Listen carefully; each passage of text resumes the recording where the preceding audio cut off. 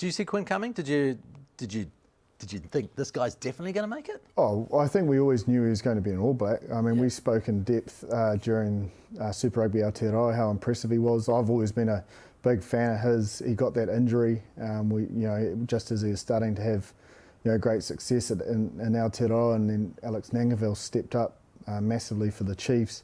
Then he came back, and I think that performance against the Rebels was outstanding, and then he backed it up against the Waratahs the following week, and I suppose those sort of performances nailed down. He only had 3 games in that Trans-Tasman, but statistically he was off the charts. He was involved heavily, and his skill set is right up there. He probably doesn't, he isn't the complete package yet. He probably doesn't have that kicking game, but in terms of his attacking game with ball in hand and his physicality and defence, and it's also his physicality and willingness to want to clean rucks and all those sorts of little extra effort areas and support lines and wanting to connect with his teammates and those sorts of things.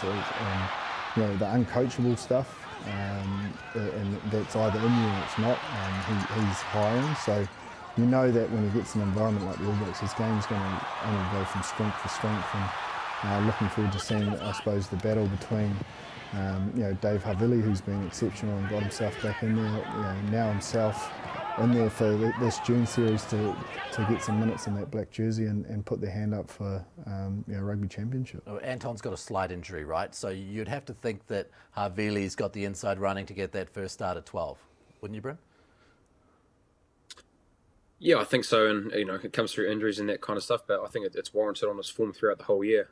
He was tremendous in the Super Rugby Aotearoa. We talked around that a lot during that kind of period of play, and then obviously in Super Rugby Trans-Tasman kind of had that form again. So if it's warranted on on form, Davey's got the opportunity to do that, and then again it's going to be interesting to see who they put at centre. Do they put Bryn in there, who spent a bit of time with Davey throughout the year and have a combination already, or do they go in a different direction with Quinn as well, or obviously Anton being injured as well. So but Davey, I think he's probably the former 12 in the comp, especially in New Zealand. That's my belief behind it. So you wouldn't be surprised to see him getting the first crack in the first game.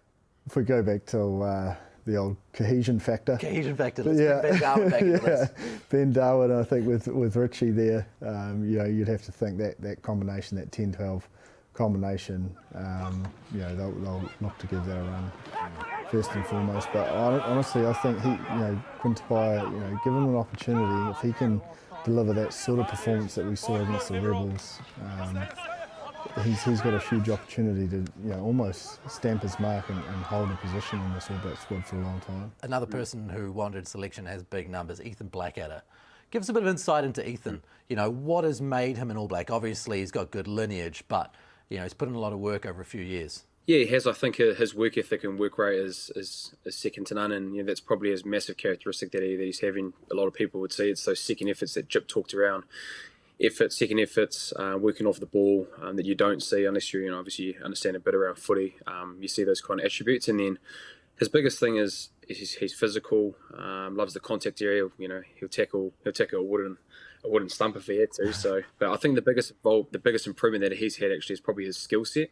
Especially this year for us off our lineouts, if we had a short man lineout, 5-man or a 4-man, and Richie would give the pass to a forward, he was predominantly the main guy that we'd use due to his skill set to be able to get it out the back and put players into space. So that's been a massive improvement that Ethan's worked on the last probably 12 to 24 months, and probably saw really how beneficial it was for us in our game with his skill set. So he's got a great growth mindset as well, and he'll just put his head down, go to work, and he'll go into the environment and learn as much as he can like a sponge. But I think the improvements that he's made, I definitely reckon around his skill execution and his skill set has been a massive improvement and probably led him to being an All Black this year. So second efforts, that's getting back off the ground after you made a tackle. That's a second effort. Yeah, so I think and what enables you after you have those second efforts is that high work rate. So Ethan, when you look at him statistically, he has high numbers in carries, he has high pass numbers, he has high tackle numbers, he has high ruck numbers. So you have to be constantly on your feet to be able to do that. And once he makes one impact, he's looking for another, and I think that's what Bryn's getting at. He's always involved, he's always putting himself in a position to be involved. And I think there's one thing doing those second efforts, and but then it's been effective in those and putting yourself in a position to do things. You can do second efforts and still be ineffective because, but he's always had a big motor, so he's fit as well. But he's put on a bit of size, I feel, this season, like especially in Super Rugby Aotearoa. He's averaging, I think probably between 5.5 to 7 metres in per carries. And that's quite a decent amount of metres if you think, 'cause you've got to get a few post-contact metres there. And I don't know if that would have been the case a year ago. So he's put on a bit of bulk, and he's really coming out through the other side of defences. And then his passing game. So he's got those high carry, getting through there, using a bit of footwork, skill set, but he's got those high pass numbers. So you can't just think he's going to carry all the time. He's not a one-trick pony. You have to be alive in case he passes as well, which then gives him the ability to make you think, and then that creates a little bit more metres in his carry as well. And then I think the most important thing is he's around a 90% tackler, but he's also dominant with a lot of his tackles. So he's ticking a lot of the boxes, and that's probably why he's got the nod ahead of guys like Tom Robinson and Karl Grace, who was obviously there previously. It's not that those guys don't have the same mindset.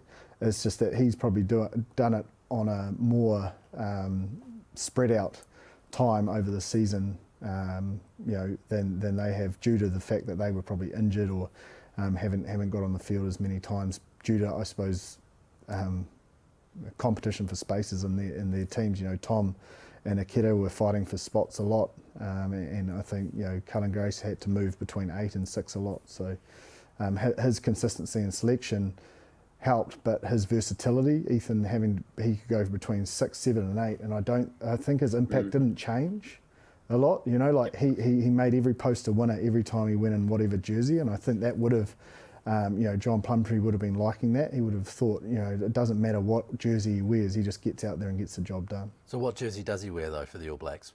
It doesn't matter.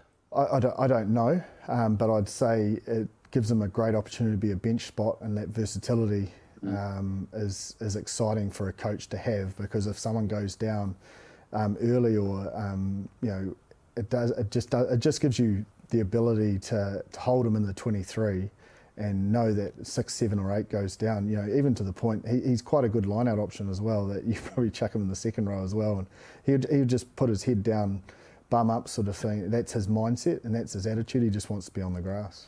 Versatility, is that where the loose forward game is at now? You look through this list and, Ethan Blackadder, versatile. Okay, Shannon Frizzell's a straight 6. Kira Ioane, 6'8". Luke Jacobson, 6'7", 8. Dalton Papali'i, 6'7", 8.